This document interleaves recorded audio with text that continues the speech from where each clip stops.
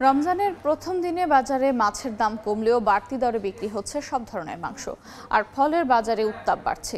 সকালে রাজধানীর কারওয়ান বাজার ঘুরে এমন পরিস্থিতি দেখা গেছে। বিক্রেতারা বলছেন, রমজানের চাহিদা কমে যাওয়ায় বাজারে মাছের দর পড়ে গেছে। তবে রোজার আগেই বেড়ে যাওয়া গরু ও খাসির মাংস বাড়তি দামেই বিক্রি হচ্ছে। গরুর মাংস 780 টাকা কেজি আর খাসির মাংস বিক্রি হচ্ছে 1100 টাকা কেজি, আর ব্রয়লার মুরগির দাম কেজিতে বেড়েছে 10 টাকা। এদিকে বাজার নিয়ন্ত্রণে কারওয়ান বাজারে অভিযান চালিয়েছে ভোক্তা অধিকার সংরক্ষণ অধিদপ্তর।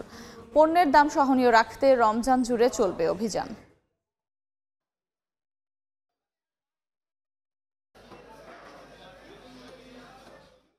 আমদানিটা ভালো, ক্রেতা কম, ক্রেতা বিক্রি কমের কারণে একটু বাড়তি। 80 টাকা, এই জন্য আমরা তো ওই জায়গা থেকে কম দামে আনতে পারতাছি না।